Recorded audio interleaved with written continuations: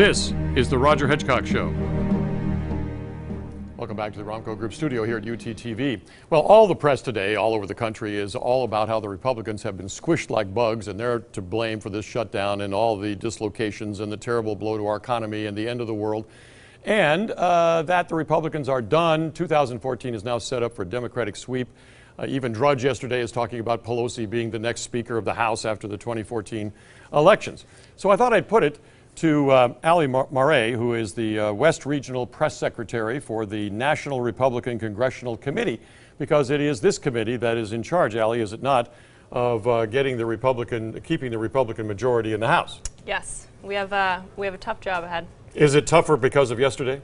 Oh, absolutely not. I think what's important to think of when you look at what came from yesterday, and the editorial board laid it out, is that this kind of puts an end to the binge on spending and puts a referendum on the Obama economy and stops the bleeding.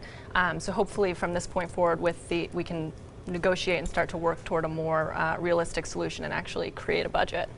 This didn't work the last time they had this super committee and they had to go to sequester. Yeah. Now they're belly aching about sequester because it's $21 billion out of $3 trillion they have to cut coming up after January 15th, which is why I think that January 15th date was selected to see if the Democrats want to get rid of sequester and keep on their spending ways.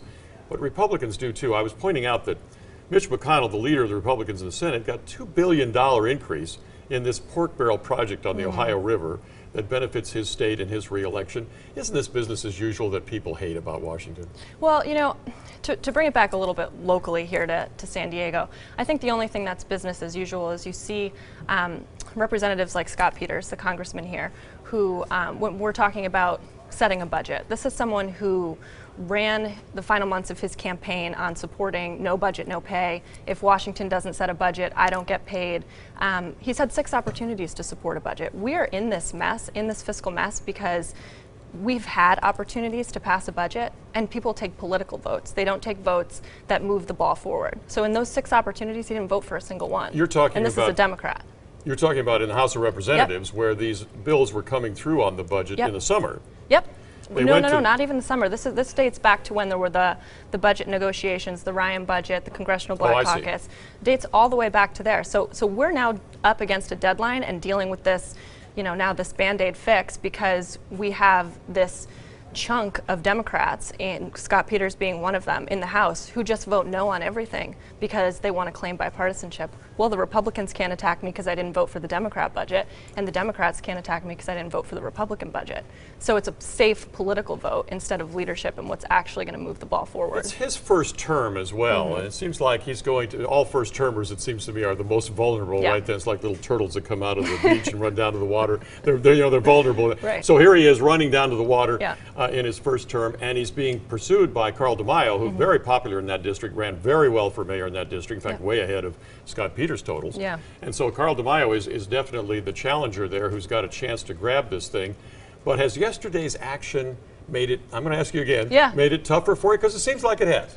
I don't think so, because I mean, if you want to look at Carl a little bit, this is someone who has a reputation of reform. You know, he stands up to... Gets a lot of Democrat votes. He does, and he stands up, and that's someone, and that's a huge breaking point, or a difference between someone like Scott Peters. He's not afraid to take an unpopular leadership position, whereas Scott Peters votes no on everything because it's a smart political move. I mean, you look back about a month ago, Nancy Pelosi wrote a letter saying we need a clean debt ceiling increase. Scott Peters was one of the people who signed on to that letter as a vulnerable. And that's not the first time he's asked for that. He proposed legislation in September that would have tied the debt ceiling to GDP and asked for an automatic increase. When you max out your credit card, when American families max out their credit card, give me another one. You know, do that, right? But you don't get an automatic increase. No, you don't. So I mean, we're going to ask for the same treatment, by the way, that Congress gets. Yeah. So we really bankrupt ourselves. So this is just astonishing to me, because you have this situation where the World War II memorial is shut down.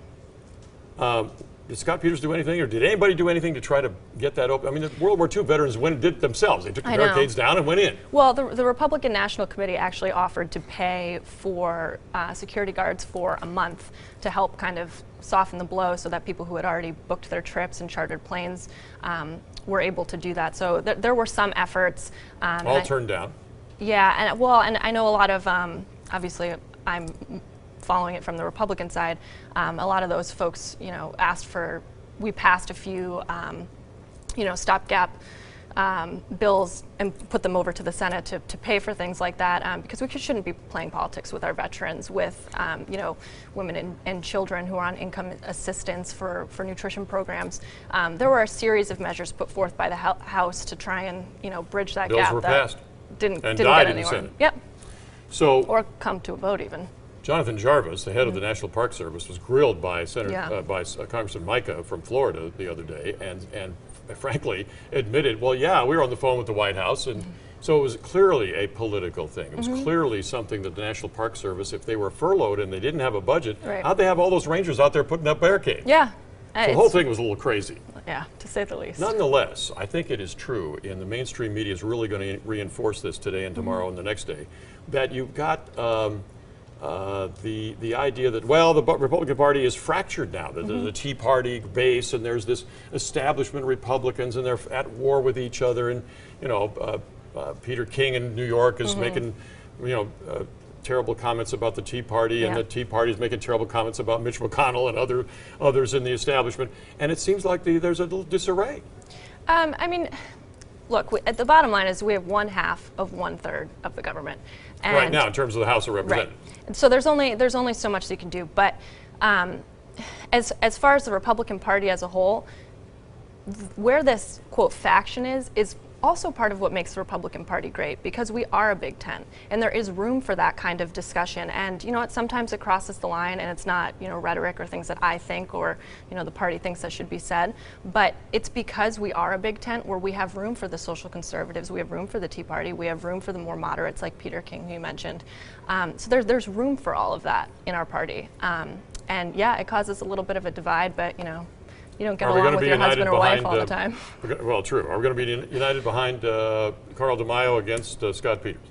I sure hope so. I mean, look, we're in the business of beating Democrats. So Scott Peters, I've outlined a few areas in where I don't think he's good for San Diego or the state of California, if for no other reason that he's not a true leader. And he takes political votes instead of votes based on leadership. So I really hope so, and I believe that he's a much better person to do the job. All right. Well, we'll see what happens, Alleigh.